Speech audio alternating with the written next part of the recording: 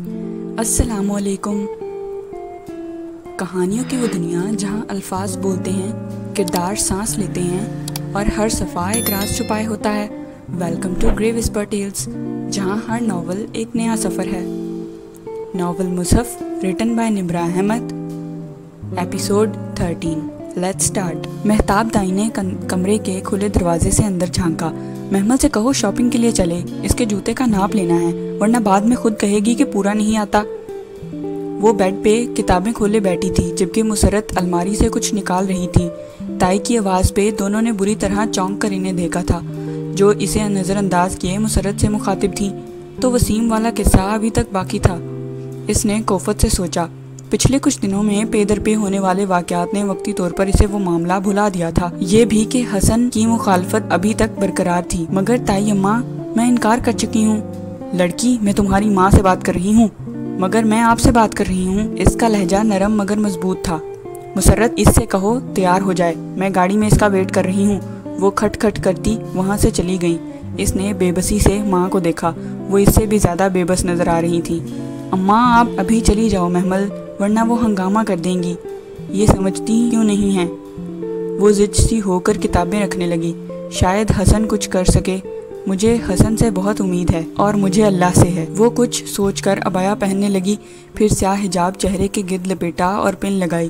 خواہ مخواہ ہنگامہ کرنے کا فائدہ نہ تھا، چلی ہی جائے تو بہتر ہے، باقی بعد میں دیکھا جائے گا۔ لاؤنج میں سیڑھیوں کے پاس لگے آئینے کے سامنے وہ رکی، ایک نظر اپنے عکس پہ دیکھا۔ سیاہ حجاب میں سنہری چہرہ دمک رہا تھا، اونچی پونی ٹیل سے حجاب پیچھے سے اٹھ سا گیا تھا اور وہ بہت اچھا لگ رہا تھا۔ وہ یوں ہی خود کو دیکھتی پلٹی ہی تھی کہ آخری سیڑھی اترتے حسن پہ نظر پڑی۔ کدھر جا رہی ہو؟ تائی اماں کے ساتھ شادی کی شاپنگ پہ۔ تم راضی ہو محمل؟ وہ بھجکا سا گیا تھا، اس کے قریب آیا۔ وہ بے اختیار 2 قدم پیچھے ہٹی۔ اس گھر میں مجھے اپنی رضا سے اس فیصلے کا اختیار نہیں ملا حسن بھائی۔ وہ کتنے ہی لمحے خاموش کھڑا اسے دیکھتا رہا، پھر آہستہ سے لب وا کیے۔ ہم کورٹ میرج کر لیتے ہیں۔ اور محمل کو لگا اس نے تھپڑ دے مارا ہے۔ آپ کو پتا ہے آپ کیا کہہ رہے ہیں؟ وہ بمشکل ضبط کر پائی تھی۔ ہاں، میں تمہیں اس دلدل سے نکالنے کی بات کر رہا ہوں۔ آپ کورٹ میرج کی بات کر رہے ہیں؟ انا للہ و انا الیہ راجعون۔ میں سوچ بھی نہیں سکتی کہ آپ اس طرح سے بات کریں گے۔ تمہیں اعتراض کیوں ہے محمل؟ یہ تمہاری شادی زبردستی وسیم سے کر دیں گے اور تم… حسن بھائی پلیز، آپ کو پتا ہے کورٹ میرج کیا ہوتی ہے؟ سرکاری شادی، کاغذوں کی شادی۔ میں ایسی شادی کو نہیں مانتی جس میں لڑکی کے ولی کی مرضی شامل نہ ہو۔ اور میں کیوں یوں چھپ کر شادی کروں؟ نہ آپ سے نہ وسیم سے۔ میرا راستہ چھوڑ دیں۔ بے بس سا سامنے سے ہٹا تو وہ تیزی سے باہر نکل گئی۔ گاڑی کی پچھلی سیٹ پہ بیٹھی مہتاب دائی اس کا انتظار کر رہی تھی۔ وہ اندر آ بیٹھی اور وہ دروازہ زور سے بند کیا۔ اسی پل ڈرائیونگ سیٹ کا دروازہ کھول کر کوئی اندر بیٹھا تھا۔ اس نے ڈرائیور سمجھ کر یوں ہی بیک ویو مرر میں دیکھا تو جھٹکا سا لگا تھا۔ وہ وسیم تھا، اس اپنے ازلی معنی خیز انداز میں مسکراتے ہوئے۔ وہ گاڑی سٹارٹ کر چکا تھا۔ اسے لگا اس سے غلطی ہو چکی ہے، مگر اب کیا کیا جا سکتا تھا؟ لب کچلتی وہ کھڑکی سے باہر دیکھنے لگی۔ مہتاب دائی منگنی کی شاپنگ کر رہی تھی یا شادی کی، وہ سمجھ نہ سکی تھی۔ بس چپ چاپ ان کے ساتھ میٹرو میں چلی آئی۔ وہ جہاں بیٹھی ان کے ساتھ بیٹھ گئی۔ سنا ہے تم نے بڑا شور ڈالا تھا؟ تائی اٹھ کر ایک شوکیس کے قریب گئیں تو وہ اس کے ساتھ صوفے میں دھنس کر بیٹھا۔ محمل بدک کر اٹھی۔ ارے بیٹھو بیٹھو، مجھے تم سے بات کرنی ہے۔ شاپ کی تیز پیلی روشنیاں وسیم کے چہرے پر پڑ رہی تھیں۔ گریبان کے کھلے بٹن، گردن سے لپٹی چین اور شوخ رنگ شرٹ۔ اف، اسے اس سے کراہت آتی تھی۔ کیا بات کرنی ہے؟ تم مجھ سے شادی نہیں کرنا چاہتی تو کس سے کرنا چاہتی ہو؟ وہ استہزائیہ مسکراہٹ کے ساتھ پوچھ رہا تھا۔ اس کے ذہن کے پردے پہ ایک چہرہ سا ابھرا، ایک اندرونی خواہش، ایک دباتی محبت کی ادھوری داستان۔ اس نے بے اختیار سر جھٹکا۔ نہ آپ سے نہ کسی اور سے۔ آپ میرا پیچھا چھوڑ کیوں نہیں دیتے؟ ایسے نہیں محمل ڈیئر، ابھی تو ہم نے بہت وقت ساتھ گزارنا ہے۔ وہ کھڑے ہو کر اس کے قریب آیا۔ وہ پھر 2 قدم پیچھے ہٹی۔ دکان لوگوں سے بھری ہوئی تھی، پھر بھی محمل کو اس کے بے باک انداز سے خوف آتا تھا۔ نامعلوم وہ کیا کر ڈالے۔ اچھا ادھر آؤ، مجھے تم سے کچھ بات کرنی ہے۔ وہ کچھ قدم اٹھاتا اس کے نزدیک آ رہا تھا۔ ادھر آئس کریم پارلر میں بیٹھ کر بات کرتے ہیں۔ تائی امی۔ بے بس سی وہ بھیڑ میں مہتاب تائی کی تلاش میں ادھر ادھر دیکھنے لگی۔ تمہاری تائی کو ان کی کوئی فرینڈ مل گئی ہے۔ وہ ابھی نہیں آئیں گی، تم ادھر قریب تو آؤ نا محمل ڈیئر۔ وسیم نے ہاتھ بڑھا کر اس کی کلائی تھامنا چاہی، اس کی انگلیاں اس کی کلائی سے ذرا سی مس ہوئیں۔ محمل کو جیسے کرنٹ سا لگا، ہاتھ میں پکڑا ہینڈ بیگ اس نے پوری قوت سے وسیم کے منہ پر دے مارا۔ گھٹیا آدمی، پیچھے ہٹو، وہ چلائی تھی۔ بیگ اس کی ناک پہ زور سے لگا تھا، وہ بلبلا کر پیچھے ہٹا۔ شور کی آواز پہ بہت سے لوگ ادھر ادھر سے متوجہ ہو گئے تھے۔ سیلز بوائے کام چھوڑ کر اس کی طرف لپکے تھے۔ یو بچ! وسیم تو غصے سے پاگل ہی ہو گیا۔ ناک پہ ہاتھ رکھے وہ جارحانہ انداز میں اس کی طرف بڑھا ہی تھا کہ ایک لڑکے نے اسے پیچھے سے پکڑ لیا۔ کیا تماشا ہے؟ کیوں بچی کو تنگ کر رہے ہو؟ میڈم کیا ہوا ہے؟ یہ بندہ تنگ کر رہا ہے آپ کو؟ بہت سی آوازیں آس پاس ابھریں۔ کچھ لڑکوں نے وسیم کو بازوؤں سے پکڑ رکھا تھا۔ یہ مجھے تنگ کر رہا تھا، اکیلی لڑکی جان کر۔ اس نے بامشکل خود کو سنبھالا اور کہہ کر پیچھے ہٹ گئی۔ اسے معلوم تھا اب کیا ہوگا، وہ واقعی ویسا ہی ہوا جیسا اس نے سوچا تھا۔ اگلے ہی لمحے وہ لڑکے وسیم پہ پل پڑے۔ وہ گالیاں بکتا جا رہا تھا، خود کو چھڑوانے کی کوشش کر رہا تھا، مگر وہ سب بہت زیادہ تھے۔ مارو اسے اور مارو، شریف لڑکیوں کو چھیڑتا ہے، ایک عمر رسیدہ صاحب ہجوم کے پاس کھڑے غصے سے کہہ رہے تھے۔ زور سے مارو، اسے عبرت کی مثال بنا دو۔ اپنے گھر ماں بہن نہیں ہے کیا؟ اور وہ ماں جب تک دکان میں لگے ہجوم تک پہنچی اور وہ وسیم کو مار مار کر ادموا کر چکے تھے۔ تائی اس کی طرف لپکی تھی۔ تھوڑی ہی دور صوفے پہ محمل بیٹھی تھی، ٹانگ پہ ٹانگ رکھے مطمئن سی وسیم کو پٹتے دیکھ رہی تھی۔ محمل یہ اسے کیوں مار رہے ہیں؟ کیونکہ اس کے باپ کے کہنے پہ مجھے کبھی ایسے ہی مارا گیا تھا۔ بکواس مت کرو، بڑی دلچسپ بکواس ہے یہ، آپ بھی انجوائے کریں نا۔ وہ محظوظ سی وسیم کو پٹتے دیکھ رہی تھی۔ شاپ کا بوکھلایا ہوا مینیجر اور سیلز بوائے مشتعل نوجوانوں کو چھڑوانے کی کوشش کر رہے تھے۔ سر پلیز دیکھیں۔ سیلز بوائے کی منت کے باوجود وہ لڑکے ان کو دیکھنے کی زحمت ہی نہیں کر رہے تھے۔ حواس باختہ سی تائی مہتاب ان کی طرف دوڑی۔ میرے بیٹے کو چھوڑو، پرے ہٹو مردودو! وہ چلا کر ان لڑکوں کو ہٹانے کی سعی کر رہی تھی۔ صوفے پہ بیٹھی محمل مسکراتے ہوئے چپس کا پیکٹ کھول رہی تھی۔ اب یہ مرتے دم تک مجھے ساتھ نہیں لائیں گی۔ ساری صورتحال سے لطف اندوز ہوتی وہ چپس نکال کر کترنے لگی تھی۔ اس نے دروازہ ہولے سے بجایا۔ مدھم دستک نے خاموشی میں ارتاش پیدا کیا تھا۔ آ جاؤ محمل۔ اندر سے فرشتے کی تھکن زدہ مسکراتی ہوئی آواز آئی۔ اس نے حیرت سے دروازہ کھولا۔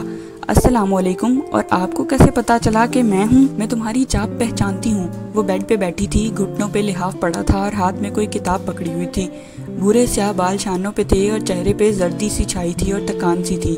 محمل اندر داخل ہوئی تو فرشتے نے کتاب سائڈ ٹیبل پہ ڈال دی اور ذرا سا کھسک کر جگہ بنائی۔ آؤ بیٹھو۔ Nice room, first time I ہوں آپ کے ہاسٹل۔ محمل ستائشی نگاہیں اطراف میں ڈالتی بیڈ کی پائنتی کے قریب بیٹھی۔ وہ اسکول یونیفارم میں ملبوس تھی، جبکہ فرشتے بالکل مختلف گھر والے حلیے میں تھی۔ پھر کیسا لگا ہاسٹل؟ بہت اچھا۔ اور آپ آج اسکول کیوں نہیں آئیں؟ یوں ہی طبیعت ذرا مزمل سی تھی۔ وہ تکان سے مسکرائی۔ اس کا چہرہ محمل کو بہت زرد سا لگا تھا۔ شاید وہ بیمار تھی۔ اپنا خیال رکھا کریں۔ پھر قدرے توقف سے گویا ہوئی۔ آپ ہمارے ساتھ ہمارے گھر چل کر کیوں نہیں رہتی؟ وہ آپ کا بھی گھر ہے، آپ کا حق ہے اس پہ، آپ کو اس سے اپنا حصہ مانگنا چاہیے۔ مجھے مٹی کے مکان کا کیا کرنا ہے محمل؟ وہ تو میں ایک دن خود بھی بن جاؤں گی۔ مجھے تو رشتوں میں سے حق چاہیے تھا، ان پہ زور دینا۔ کوئی اور بات کرو محمل۔ اف! وہ ٹھنڈی سانس لے کر رہ گئی۔ مجھے علم ہی نہ تھا کہ میری ایک بہن بھی ہے اور ساری عمر میں بہن کے لیے ترستی رہی۔ ہم لوگوں کے ساتھ کے لیے نہیں ترستے محمل، ہم لوگوں کے ساتھ کی چاہ کے لیے ترستے ہیں اور اسی چاہ سے محبت کرتے ہیں۔ وہ لوگ مل جاتے ہیں تو پھر یوں لگتا ہے کہ وہ تو کچھ نہ تھے، سب کچھ تو وہ چاہ تھی جس کی ہم نے صدیوں تک پرستش کی تھی۔ آپ بیمار ہو کر کافی فلسفی ہو گئی ہیں، سو پلیز۔ اچھا سنیں، ایک بات بتاؤں؟ وہ پرجوش سی بتانے لگی۔ کل تائی اماں مجھے وسیم کے ساتھ شاپنگ پہ لے گئیں اور میں نے اسے شاپ میں لوگوں سے پٹوایا۔ بری بات، قرآن کی طالبہ ایسی ہوتی ہیں کیا؟ ارے اس نے میرے ساتھ بدتمیزی کی تھی اور اسے سبق سکھانے کے لیے یہ ضروری تھا۔ Self defence. ہمایوں کیسا ہے؟ ایک دم اس نے پوچھا اور خود بھی حیران رہ گئی۔ اب بہتر ہے۔ اوہ شکر الحمدللہ۔ وہ واقعتاً خوش ہوئی تھی، چہرہ جیسے کھل اٹھا تھا۔ فرشتے باغور اس کے تاثرات کو جانچ رہی تھی۔ تم اسے پسند کرتی ہو رائٹ؟ اس کی نگاہیں بے اختیار جھک گئیں، رخسار گلابی پڑ گئے۔ اسے توقع نہ تھی کہ فرشتے اتنے واضح طور پر اسے پوچھ لے گی۔ بتاؤ نا۔ فرشتے ٹیک چھوڑ کر سیدھی ہوئی اور غور سے اس کا جھکا ہوا چہرہ دیکھا۔ پتہ نہیں، مجھے سچ بولنے والی محمل پسند ہے۔ ہاں شاید، اس نے اعتراف کرتے ہوئے پل بھر کو نگاہیں اٹھائیں۔ فرشتے ہنوز سنجیدہ تھی۔ اور ہمایوں؟ ہمایوں؟ اس کے لب مسکرا دیے۔ وہ کہتا ہے وہ بیچ راہ میں چھوڑ دینے والوں میں سے نہیں ہے۔ وہ سر جھکائے مسکراتی ہوئی بیڈ شیٹ پہ انگلی پھیرتی رہی۔ دوسری طرف دیر تک خاموشی چھائی رہی تو اس نے چونک کر سر اٹھایا تھا۔ فرشتے بالکل خاموش تھی۔ اس کے دل کو یوں ہی شک سا ہوا، کہیں فرشتے تو ہمایوں سے؟ وہ دونوں ساتھ پلے بڑے تھے۔ اس کا دل زور سے دھڑکا۔ کیا سوچ رہی ہیں؟ یہی کہ جب میں ہمایوں کے لیے تمہارا رشتہ لینے جاؤں گی تو کریم چچا مجھے شوٹ تو نہیں کر دیں گے نا؟ آخر میں ہمایوں کی بہن ہوئی نا؟ اور محمل کھلکھلا کر ہنس دی۔ سارے وہم شک و شبے ہوا ہو گئے تھے۔ فرشتے بھلا ایسی فیلنگز کیسے رکھ سکتی تھیں؟ وہ عام لڑکیوں میں سے بہت مختلف تھی۔ اچھا یہ دیکھو، اس نے کتاب میں سے ایک لفافہ نکالا۔ ایک لنچ انویٹیشن ہے، مجھے انوائٹ کیا ہے نسیم آنٹی نے۔ وہ اماں کی ایک پرانی فرینڈ ہیں، انہی کے کلب میں سے اس سنڈے کو تم چلو گی میرے ساتھ؟ مگر ادھر کیا ہوگا یہ تو مجھے نہیں پتا، صرف لنچ ہے، آنٹی نے کہا تھا۔ اگر میں آ جاؤں تو اچھا ہے، اماں کی طرف کچھ پرانی دوستیں بھی وہاں پر ہوں گی۔ تم چلو گی؟ شیور، وہ پورے دل سے مسکرائی اور پھر کچھ دیر بیٹھ کر واپس چلی آئی۔ اتوار کی دوپہر وہ مقررہ وقت مسجد کے برآمدے میں کھڑی تھی۔ سیاہ عبائے میں ملبوس، سیاہ حجاب چہرے کے گرد لپیٹے، وہ کھڑی بار بار کلائی پہ بندھی گھڑی دیکھتی تھی۔ عبایا وہ اب بھی کبھی کبھی باہر پہنتی تھی، ہاں نقاب نہیں کرتی تھی، صرف حجاب کر لیتی تھی۔ دفعتاً اوپر سیڑھیوں پہ آہٹ ہوئی۔ محمل نے سر اٹھایا۔ فرشتے تیزی سے زینے اتر رہی تھی۔ ایک ہاتھ میں چابی پکڑ رکھی تھی اور دوسرے سے وہ پرس میں کچھ کھنگال رہی تھی۔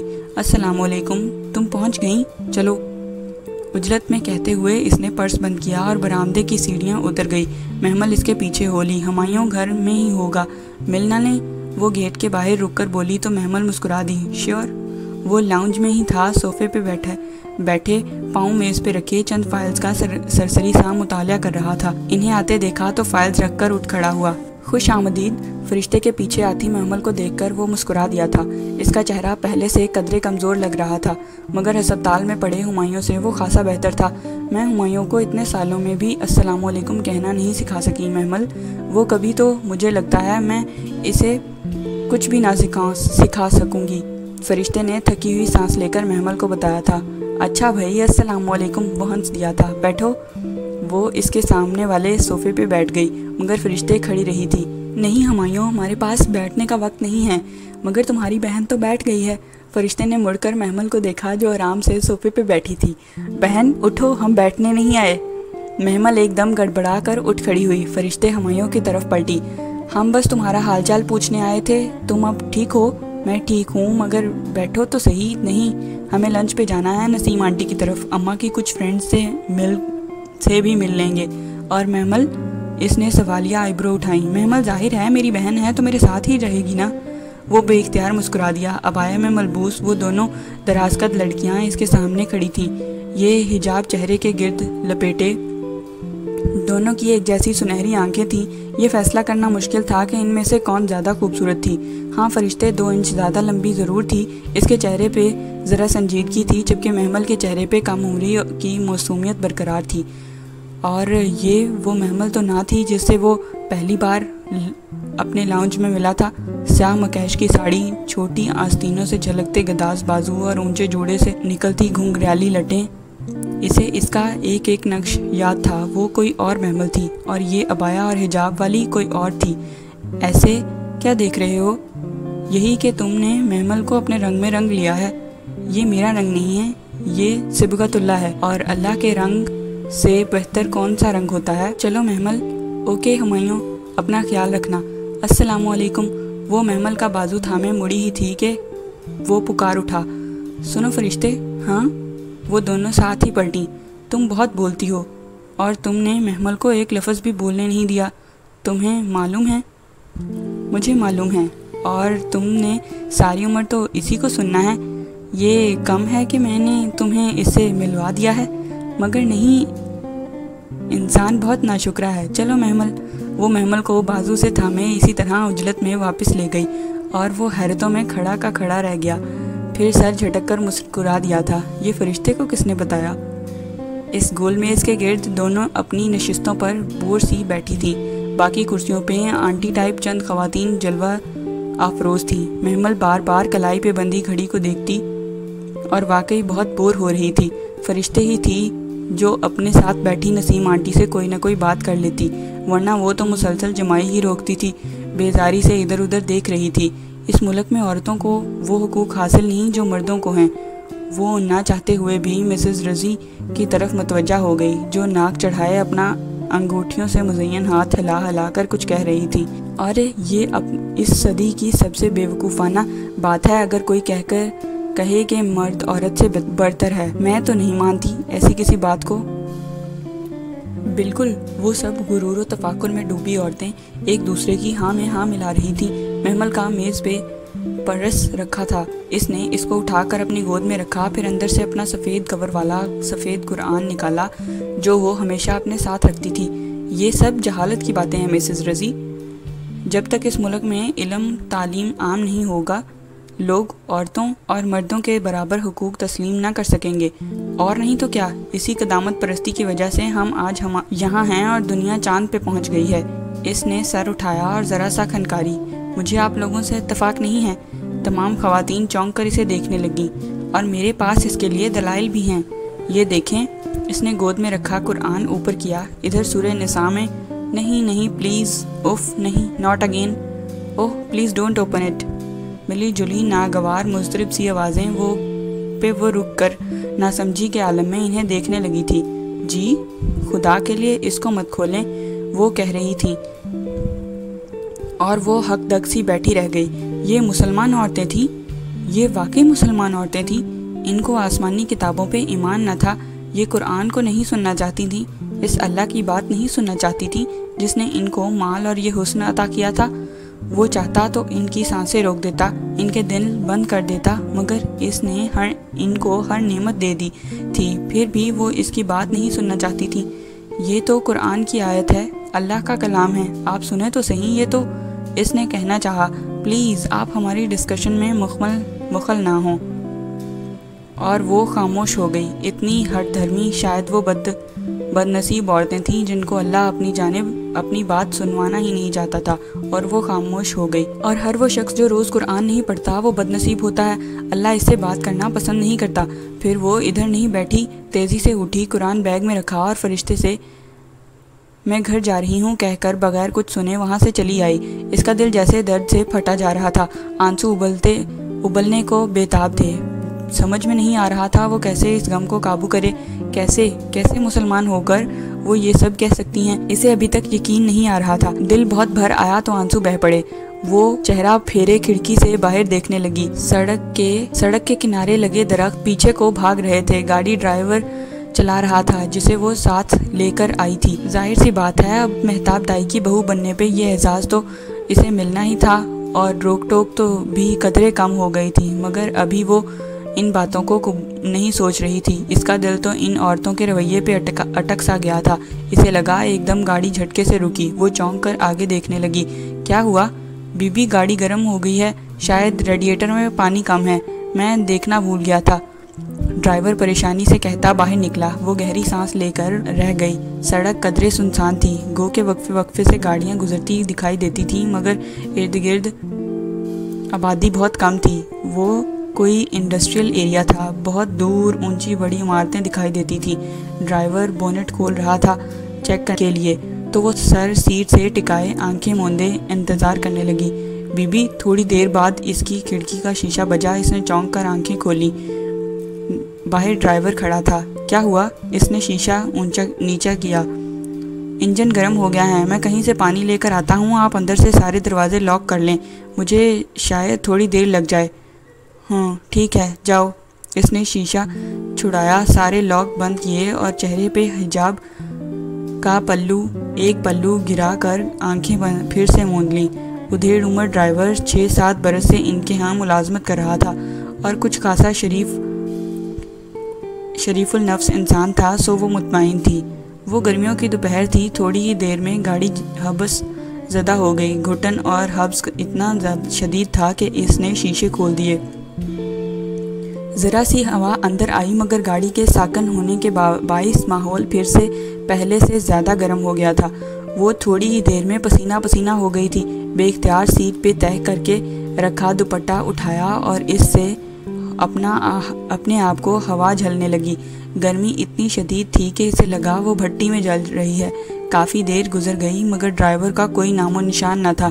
بے اختیار وہ سورہ طلاق کی تیسری آیت کو آخر سے پڑھنے لگی، جو اللہ سے ڈرتا ہے اللہ اس کے لیے راستہ بنا ہی دیتا ہے۔ 1.5 گھنٹے سے اوپر ہونے کو آیا تھا۔ وہ گرمی سے نڈھال پسینے میں شرابور کتنی ہی دیر سے دعا کر رہی تھی مگر جانے کیوں آج کوئی راستہ نہیں کھل رہا تھا۔ پھر جب سورج سر پہ پہنچ گیا تو اور باہر سے آتی دھوپ و گرمی میں اضافہ ہوتا چلا گیا تو اس نے گھبرا کر شیشے بند کر دیے، اور پھر سے وہی ہوا، گھٹن زدہ اور حبس زدہ بند گاڑی، جیسے بند ڈبہ ہو یا بند قبر یا سمندر کی تہہ اور تیرتی ہوئی کسی مچھلی کا پیٹ۔ مچھلی کا پیٹ؟ اس نے حیرت سے دہرایا۔ یہ میرے دل میں کیسے خیال آ رہے ہیں کہ یہ مچھلی کا پیٹ ہے؟ وہ الجھی اور پھر سے اسے وہ کلب کی عورتیں یاد آئیں اور ان کا وہ گھمنڈی رویہ۔ اس کے خیال کی روح بھٹکنے لگی۔ پتہ نہیں وہ کیوں اس رب کی بات نہیں سننا چاہتی تھی جس کے ہاتھ میں ان کی سانسیں ہیں۔ اگر وہ چاہے تو ان منکرین کی سانسیں روک دے، مگر وہ ایسا نہیں کرتا۔ کیوں؟ اس نے خود سے سوال کیا۔ اس کی آواز بند شیشوں سے ٹکرا کر پلٹ آئی۔ باہر فضا صاف دکھائی دے رہی تھی، دور سے جھلکتے اونچی عمارتیں، اس کے اوپر آسمان جہاں سے پرندے اڑتے ہوئے گزرتے تھے۔ یہ عمارتیں، یہ آسمان، زمین، یہ اڑتے پرندے، یہ زمین کو رونتے ہوئے متکبر لوگ، وہ سب زندہ ہیں۔ ان کی سانسیں اپنے انکار کے باوجود نہیں رکتی تھیں۔ کیوں؟ کیونکہ ان کی سانس ان کو ملی مہلت کی علامت ہے۔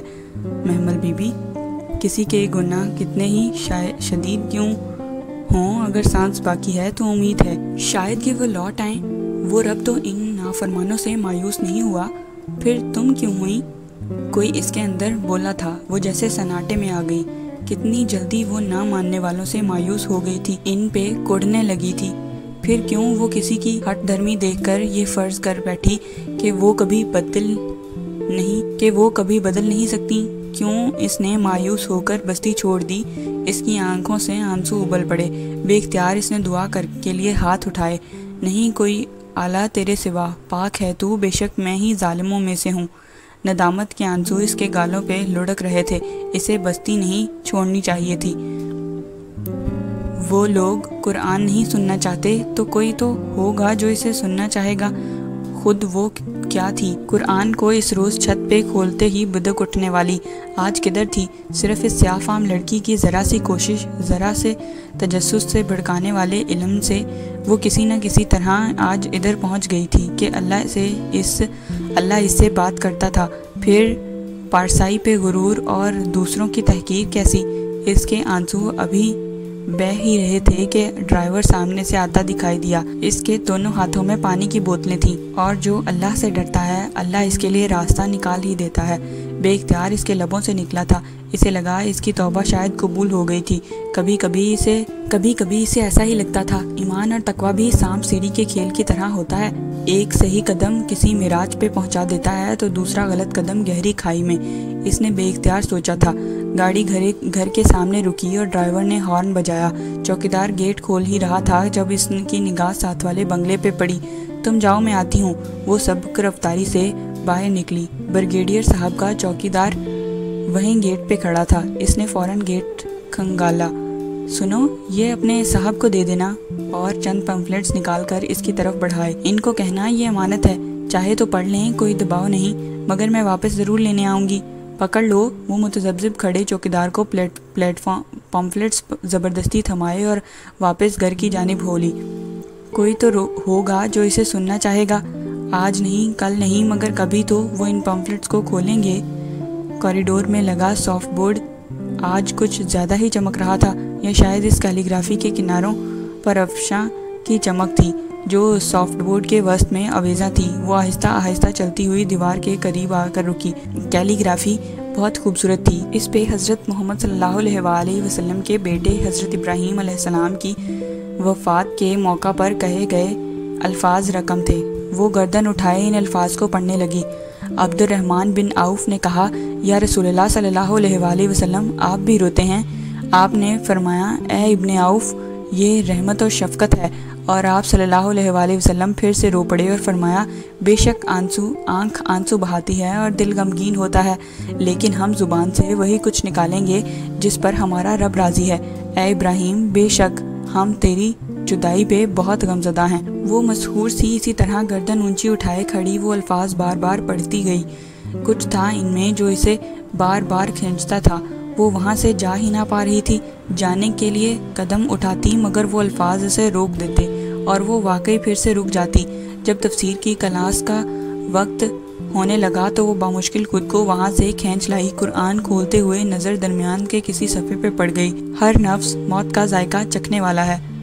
وہ صفحہ پیچھے پلٹنے لگی، انگلی سے ورق پلٹتے ہوئے ایک اور جگہ یوں ہی نگاہ پھسلی۔ آج تم ایک موت نہ مانگو بلکہ آج تم کئی موتیں مانگو۔ وہ سر جھٹک کر اپنے سبق پہ آئی۔ آج کی پہلی آیت ہی یہ تھی، اے لوگو جو ایمان لائے ہو، جب تم میں سے کسی ایک پہ موت حاضر ہو جائے۔ اوہو مجھے کیا ہو گیا ہے؟ وہ بے بسی سے مسکرا کر رہ گئی۔ آج تو ساری موت کی آیتیں پڑھ رہی ہوں، کہیں میں مرنے والی تو نہیں ہوں؟ اف محمل فضول مت سوچو اور سبق پہ توجہ دو۔ وہ سر جھٹک کر نوٹس لینے لگی۔ موت کی وصیت کے متعلق آیات پڑھی جا رہی تھیں۔ اسے یاد آیا ابھی اس نے ایک حدیث بھی کچھ ایسی ہی پڑھی تھی۔ اچانک لکھتے لکھتے اس کا قلم پھسل گیا۔ وہ رک گئی اور پھر آہستہ سے سر اٹھایا۔ کیا کوئی مرنے والا ہے؟ اس کا دل زور سے دھڑکا تھا۔ وہ جو قرآن میں پڑھتی تھی وہ اس کے ساتھ پیش آ جاتا تھا یا آنے والا ہوتا تھا، کبھی ماضی کبھی حال اور کبھی مستقبل۔ کوئی لفظ بے مقصد بے وجہ اس کی آنکھوں سے نہیں گزرتا تھا۔ پھر آج وہ کیوں بار بار ایک ہی آیت کی طرف ایک ہی طرح کی آیات پڑھ رہی تھی؟ کیا کوئی مرنے والا ہے؟ کیا کوئی اسے چھوڑ کر جانے والا ہے؟ کیا اسے قرآن ذہنی طور پر تیار کر رہا ہے، اسے صبر کرنے کو کہہ رہا ہے؟ مگر کیوں؟ کیا ہونے والا ہے؟ وہ بے چینی سے قرآن کے صفحے آگے پلٹنے لگی تھی۔ اور اللہ صبر کرنے والوں کے ساتھ ہے۔ ایک سطر پڑھ کر اس نے ڈھیر سارے ورق الٹے۔ صبر کرنے والے اپنا صلہ۔ پورا پڑھے بغیر اس نے آخر سے قرآن کھولا اور ایک دوسرے کو تلقین کرتے رہو، اور پھر وہ صفحے تیز تیز پلٹتی ایک نظر سب پہ گزارتی جا رہی تھی۔ اور کوئی نہیں جانتا وہ کون سی زمین پہ مرے گا۔ محمل کا دم گھٹنے لگا۔ بے اختیار گھبرا کر اس نے قرآن بند کیا۔ اسے پسینہ آ رہا تھا، دل زوروں سے دھڑک رہا تھا۔ کچھ ہونے والا تھا۔ کیا وہ برداشت کر پائے گی؟ شاید نہیں۔ اس میں اتنا صبر ہے، وہ کچھ نہ برداشت کر پائے گی، کبھی بھی نہیں۔ اس نے وحشت سے ادھر ادھر دیکھا۔ میڈم مصباح کا لیکچر جاری تھا۔ لڑکیاں سر جھکائے نوٹس لے رہی تھیں۔ کوئی اس کی طرف متوجہ نہ تھا۔ اس نے ذرا سی گردن اوپر کو اٹھائی اور اوپر چھت کی طرف دیکھا۔ چھت کے پار آسمان تھا، وہاں کوئی اس کی طرف ضرور متوجہ تھا، مگر وحشت اتنی تھی کہ وہ دعا بھی نہ مانگ سکی۔ تبھی آیا اماں اسے دروازے کی طرف سے آتی ہوئی نظر آئیں۔ ان کے ہاتھ میں ایک چٹ تھی۔ وہ میڈم مصباح کے پاس گئیں اور چٹ ان کی طرف بڑھائی۔ میڈم نے لیکچر روک دیا اور چٹ تھامی۔ محمل بنا پلک جھپکے ان کو دیکھ رہی تھی۔ میڈم مصباح نے چٹ پڑھ کر سر اٹھایا، ایک نگاہ پوری کلاس پہ ڈالی، پھر چہرہ مائک کے قریب کیا۔ محمل ابراہیم پلیز ادھر آ جائیں۔ اور اسے لگا وہ اگلا سانس نہیں لے سکے گی۔ وہ جان گئی تھی اب کسی نے نہیں مرنا تھا۔ اس کا نام پکارا جا چکا تھا اور اس کی ایک ہی وجہ تھی، جسے مرنا تھا وہ مر چکا تھا۔ کہیں کوئی اس کا پیارا مر چکا تھا۔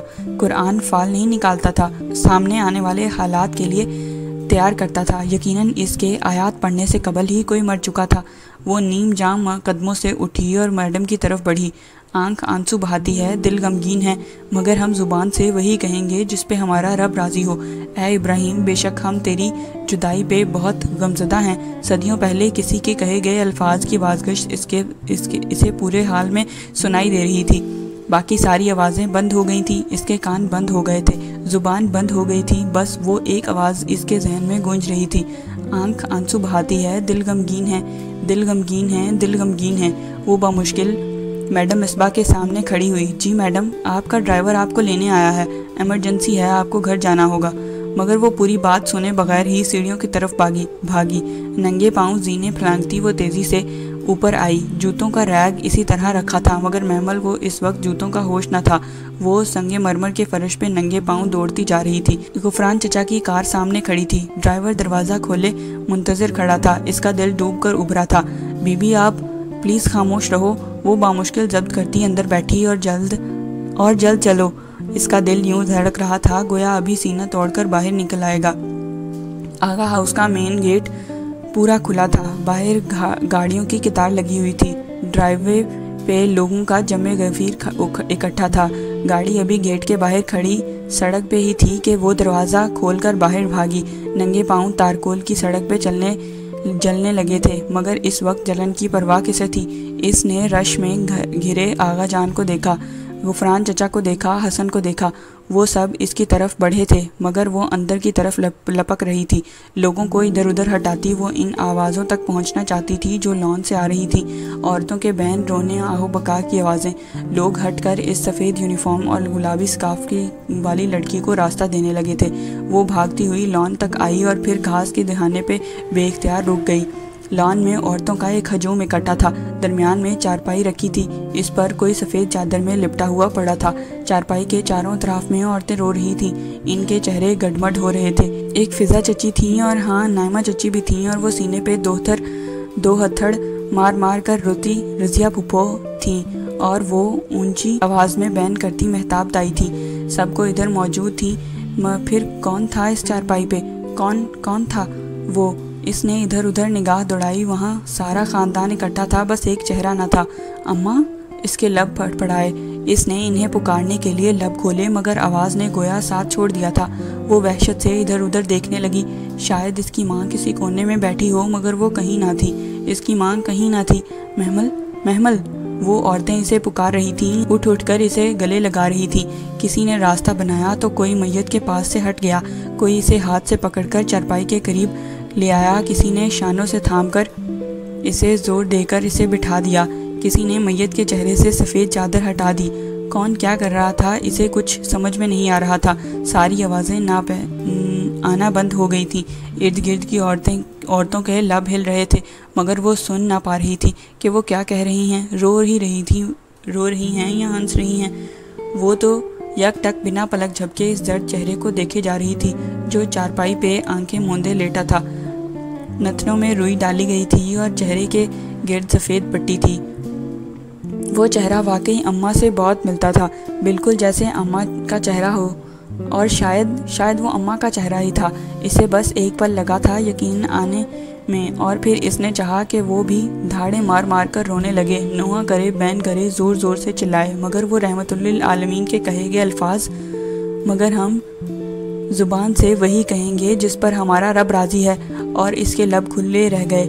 آواز حلق میں ہی دم توڑ گئی، زبان ہلنے سے انکاری ہو گئی۔ اس کا شدت سے دل چاہا کہ اپنا سر پیٹے، سینے پہ دو ہتھڑ مار کر بین کرے، دوپٹہ پھاڑ ڈالے، اتنا چیخ کر روئے کہ آسمان ہل جائے۔ اور پھر اس نے ہاتھ اٹھائے بھی، مگر نوحہ کرنے والی اگر توبہ کیے بغیر مر گئی تو اس کے لیے تارکول کے کپڑے اور آگ کے شعلوں کی قمیض ہوگی جو گریبان چاک کرے اور رخساروں کو پر تمانچے مارے وہ اور بین کرے۔ وہ ہم میں سے نہیں۔ یہ ہدایت تو ابد تک کے لیے تھی۔ اس کے ہاتھ اٹھنے سے انکاری ہو گئے، آنکھوں سے آنسو بہہ رہے تھے، لیکن لب خاموش تھے۔ اسے رلاؤ، اسے کہو اونچا رو لے، ورنہ پاگل ہو جائے گی، اس سے کہو دل ہلکا کر لے۔ بہت سی عورتیں اس کے قریب زور زور سے کہہ رہی تھیں، میری بچی۔ تائی مہتاب نے روتے ہوئے اسے گلے سے لگا لیا۔ وہ اسی طرح ساکت سی بیٹھی اپنی ماں کی میت کو دیکھ رہی تھی۔ آنکھوں سے آنسو گر کر گردن پہ لڑک رہے تھے۔ اس کا پورا چہرہ بھیگ گیا تھا، مگر زبان نہیں ہلتی تھی۔ مسرت تو ٹھیک ٹھاک تھی، پھر کیسے؟ بس صبح کہنے لگی سینے میں درد ہے، ہم فوراً ہسپتال لے گئے، مگر ادھوری سی آوازیں اس کے ارد گرد سے آ رہی تھیں، مگر اسے سنائی نہ دے رہی تھیں۔ اس کی آنکھوں کے سامنے اندھیرا چھا رہا تھا۔ اسے لگا اسے چکر آ رہے ہیں، عجیب سی گھٹن تھی، اس کا سانس بند ہونے لگا تھا۔ وہ یکدم اٹھی اور عورتوں کو ہٹاتی اندر بھاگ گئی۔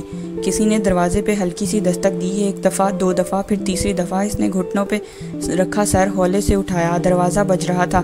وہ آہستہ سے اٹھی، بیڈ سے اتری، سلیپرز پاؤں میں ڈالے اور کنڈی کھولی۔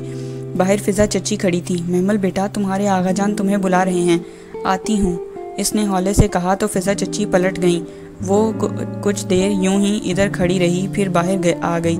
سیڑھیوں کے قریب لگے آئینے کے پاس سے گزرتے ہوئے وہ پل بھر کو رکی اور اس کا عکس بھی رک کر اسے دیکھنے لگا تھا۔ ہلکے نیلے رنگ کی شلوار قمیض پہ سفید ململ کا دوپٹہ سر پہ لیے وہ کمزور پسمردہ سی محمل سی ہی تھی۔ ہاں شاید وہ وہی تھی۔ سفید دوپٹے کے حالے میں اس کا چہرہ کملایا ہوا لگ رہا تھا، آنکھوں کے گرد گہرے حلقے تھے۔ وہ سر جھٹک کر آگے بڑھ گئی۔ آغا جان کے کمرے میں سب چچا اور چچیاں موجود تھیں، وسیم بھی ایک طرف کھڑا تھا۔ آؤ محمل، اسے آتے دیکھ کر آغا جان نے سامنے صوفے کی طرف اشارہ کیا۔ آج اماں کو گزرے 14 دن ہو گئے تھے اور گھر والوں کا رویہ یہ پہلے کی نسبت اب خاصا نرم تھا۔ وہ چپ چاپ صوفے پہ بیٹھ گئی۔ اس صبح جب مسرت کی ڈیتھ ہوئی، اس نے درد شروع ہوتے ہی یہ کچھ چیزیں وصیت کی تھیں تمہارے لیے۔ اسے لگ رہا تھا اب مزید نہیں جی پائے گی، ہم نے سوچا کہ تمہیں دے دیں۔ انہوں نے ایک طرف رکھا ڈبہ اٹھایا۔ محمل نے سر اٹھا کر ڈبے کو دیکھا۔ یہ ڈبہ اماں کے زیورات کا تھا، وہ اسے ہمیشہ تالا لگا کر الماری کے نچلے خانے میں رکھتی تھی۔ یہ ایک ڈبہ تھا، اس کی یہ چابی ہے، تم خود دیکھ لو۔ اور ساتھ یہ کچھ رقم تھی، اس کی جمع پونجی۔ اس نے مجھ سے کہا تھا کہ میں تمہارے اکاؤنٹ میں جمع کروا دوں، مگر میں نے سوچا کہ میں یہ تمہارے ایسے ہی حوالے کر دوں، تم بہتر فیصلہ کر سکتی ہو۔ انہوں نے ایک پھولا ہوا لفافہ ڈبے کے اوپر رکھ دیا۔ محمل نے آہستہ سے لفافہ اٹھایا اور کھول کر دیکھا۔ اندر ہزار کے کئی نوٹ تھے، شاید اماں نے اس کے جہیز کے لیے رکھے تھے۔ اس کا دل بھر آیا۔ اس نے لفافہ ایک طرف رکھا اور چابی سے ڈبہ کھولا۔ اندر کچھ زیورات تھے، خالص سونے کے جڑاؤ زیورات۔ اس نے ڈبہ بند کر دیا۔ معلوم نہیں اماں نے کب سے سنبھال رکھے تھے۔ وسیم سمیت سب لوگ اس وصیت کے وقت موجود تھے۔ تم سب سے پوچھ سکتی ہو میں نے تمہارے حق پورا ادا کر دیا ہے یا نہیں۔ اس نے بھیگی آنکھیں اٹھائیں۔ سامنے صوفے اور کرسیوں پہ بیٹھے تمام نفوس کے چہرے مطمئن تھے، مطمئن اور بے نیاز۔ چیزیں تو آپ نے ادا کر دی ہیں آغا بھائی، مگر مسرت کی وصیت۔ دفعتاً فضا چچی نے اضطراب سے پہلو بدلا۔ اوہو فضا، ابھی اس کی ماں کو گزرے دن ہی کتنے ہوئے ہیں؟ تائی مہتاب نے نگاہوں سے اسے تنبیہ کی۔ مگر بھائی مسرت نے کہا تھا کہ جلد از جلد۔ رہنے دو فضا، ہم اس کا فیصلہ محمل پر چھوڑ چکے ہیں، اس کی مرضی کے بغیر کچھ نہیں ہوگا۔ مگر ایٹ لیسٹ اسے بتا تو دیں، ابھی اس کا غم تو ہلکا ہونے دو۔ پھر ان کی دبی دبی سرگوشیاں اسے بے چین کر گئیں۔ تائی اماں، کیا بات ہے؟ اماں نے کچھ اور بھی کہا تھا؟ سب ایک دم خاموش ہو کر اسے ایک دوسرے کو دیکھنے لگے تھے۔ محمل، میں تمہیں کچھ دن تک بتا دوں گی، ابھی اس قصے کو چھوڑو پلیز۔ تائی اماں مجھے بتائیں، مگر تمہارا غم ابھی؟ میں ٹھیک ہوں، مجھے بتائیں۔ اس نے بے چینی سے بات کاٹی۔ تائی مہتاب نے ایک نظر سب کو دیکھا، پھر قدرے ہچکچا کر گویا ہوئیں۔ بات یہ ہے کہ مسرت نے مرنے سے پہلے وسیم کو بلا کر ان سب کے سامنے تمہارے آغا جان سے کہا تھا کہ اگر وہ بچ نہ سکے تو جتنی جلدی ہو محمل کو وسیم کی دلہن بنا کر سہارا دے دیں، اس کو بے آسرا نہ چھوڑیں۔ اور تمہارے آغا جان نے اس سے وعدہ کر لیا کہ وہ ایسا ہی کریں گے۔ اور وہ اپنی جگہ سن سی ہو گئی، زمین جیسے قدموں تلے سرکنے لگی تھی اور آسمان سر سے ہٹنے لگا تھا۔ اماں نے یہ سب کہا؟ ہاں یہ سب کہا۔ یہ سب لوگ جو یہاں اس بات کے گواہ ہیں، تم کسی سے بھی پوچھ لو۔ وہ یکدم بالکل چپ سی ہو گئی تھی۔ عجیب سی بات تھی، اسے یقین نہ آ رہا تھا۔ لیکن محمل، ہم نے یہ فیصلہ تم پر چھوڑ دیا ہے، تم چاہو تو یہ شادی کرو، چاہو تو نہ کرو۔ ہم نے تمہیں اس لیے آگاہ کر دیا ہے کہ یہ تمہاری ماں کی آخری خواہش تھی۔ یہ تم پر منحصر ہے کہ تم اس کی بات رکھتی ہو یا نہیں، ہم میں سے کوئی تم پر زور نہیں ڈالے گا۔ وہ سر جھکائے کانسی کے ڈبے کو دیکھ رہی تھی، ذہن میں جیسے جھکڑ چل رہے تھے۔ مگر یہ ڈبہ اور لفافہ ثبوت تھا کہ یہ وصیت واقعی اس کی ماں نے کی تھی۔ اگر تمہیں منظور ہے تو ہم اگلے جمعے کو نکاح رکھ لیتے ہیں کہ مسرت کی خواہش تھی کہ یہ کام جلد از جلد کیا جائے۔ اگر نہیں تو کوئی بات نہیں، تم جو چاہو گی ویسے ہی ہوگا۔ مہتاب تائی اتنا کہہ کر خاموش ہو گئیں۔ اس نے ہولے سے سر اٹھایا، سنہری آنکھیں پھر سے بھیگ چکی تھیں۔ کمرے میں موجود تمام نفوس دم سادے اسے دیکھ رہے تھے۔ میں اپنی ماں کی بات کا مان رکھوں گی، آپ جب کہیں گی میں شادی کے لیے تیار ہوں۔ پھر وہ رکی نہیں، ڈبہ اور لفافہ اٹھا کر تیزی سے کمرے سے نکل گئی۔ وہ کچن میں کرسی پہ بیٹھی تھی، ہاتھ میں صبح و شام کی دعائیں اور اذکار کی کتاب تھی، اور وہ منہمک سی پڑھ کر دعا مانگ رہی تھی۔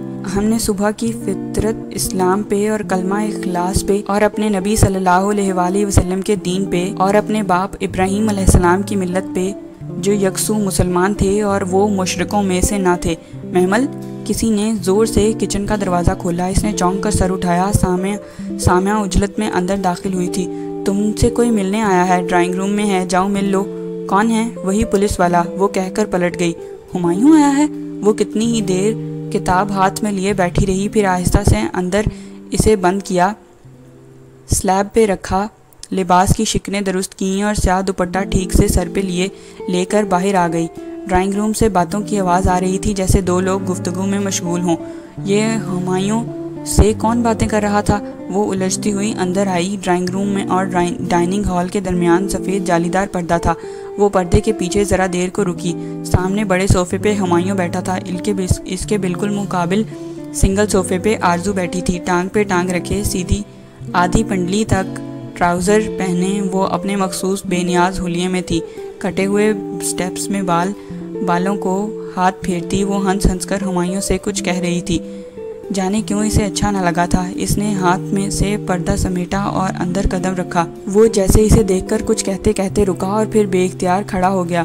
بلیو شرٹ اور گرے پینٹ میں ملبوس وہ ہمیشہ کی طرح بہت شاندار لگ رہا تھا۔ آغا جان اسے پسند نہیں کرتے تھے، مگر پھر بھی اسے اندر آنے دیا گیا، شاید اس لیے کہ اب وہ ان کی بہو بننے والی تھی۔ اس کو وہ ناراض نہیں کرنا چاہتے تھے۔ السلام علیکم، وہ آہستہ سے کہہ کر سامنے صوفے پہ بیٹھ گئی۔ آرزو کے چہرے پہ ذرا سی ناگواری ابھری تھی، جسے ہمایوں نے نہیں دیکھا تھا۔ وہ پوری طرح محمل کی طرف متوجہ تھا۔ مجھے مسز ابراہیم کی ڈیتھ کا پتہ بہت دیر سے چلا۔ میں کراچی گیا ہوا تھا، آج ہی آیا ہوں۔ فرشتے نے جیسے ہی بتایا میں آ گیا۔ آئی ایم ویری سوری محمل۔ واپس صوفے پہ بیٹھتے ہوئے وہ بہت تعصب سے کہہ رہا تھا۔ محمل نے جواب دینے سے پہلے ایک نظر آرزو کو دیکھا۔ آرزو باجی، آپ جا سکتی ہیں، اب میں آ گئی ہوں۔ ہاں شیور۔ آرزو اٹھ کر کھڑی ہوئی تھی۔ مگر جاتے ہوئے ان کو شادی کا کارڈ دے دینا۔ استہزائیہ مسکرا کر وہ گویا جتا گئی تھی۔ محمل کے سینے میں ہک سی اٹھی۔ کس کی شادی؟ وہ چونکا تھا۔ محمل کی شادی وسیم کے ساتھ؟ آپ کو نہیں پتا ایس پی صاحب؟ اسی فرائیڈے ان کا نکاح ہے، آپ ضرور آئیے گا۔ میں آپ کو آپ کا کارڈ نکلوا دیتی ہوں۔ ٹھہریے، وہ خوش دلی سے کہتی باہر نکل گئی۔ کتنے ہی لمحے خاموشی کی نظر ہو گئے۔ یہ کیا کہہ رہی تھی؟ وہ بولا تو اس کی آواز میں حیرت تھی، بے پناہ حیرت۔ ٹھیک کہہ رہی تھی وہ سر جھکا ناخن کھرچتی رہی۔ مگر کیوں محمل؟ آپ غالباً تعزیت کے لیے آئے تھے۔ پہلے میری بات کا جواب دو، تم ایسا کیسے کر سکتی ہو؟ میں آپ کے سامنے جوابدہ نہیں ہوں۔ اس نے تلملا کر سر اٹھایا۔ یہ میری ماں کی آخری خواہش تھی، مرتے وقت انہوں نے یہی وصیت کی تھی۔ تمہیں کیسے پتا؟ تم تو ان کی ڈیتھ کے وقت مسجد میں تھی۔ ہاں، مگر انہوں نے آغا جان سے کہا تھا، سب لوگ وہاں موجود تھے، سب گواہ ہیں۔ وہ مٹیاں بھینج کر رہ گیا۔ اس کا بس نہیں چل رہا تھا وہ کیا کر ڈالے۔ تم انتہائی بیوقوف اور احمق لڑکی ہو۔ میں اپنی ماں کی بات کا مان رکھنا چاہتی ہوں، اس میں کیا حماقت ہے؟ وہ چڑ گئی تھی۔ نادان لڑکی، تمہیں یہ لوگ بیوقوف بنا رہے ہیں، استحصال کر رہے ہیں۔ کرنے دیں، آپ کو کیا؟ وہ پیر پٹک کر کھڑی ہو گئی۔ آپ میرے کون ہوتے ہیں جو مجھ سے اس طرح پوچھ گچھ کر رہے ہیں؟ میں جو بھی ہوں مگر تمہارا دشمن نہیں ہوں۔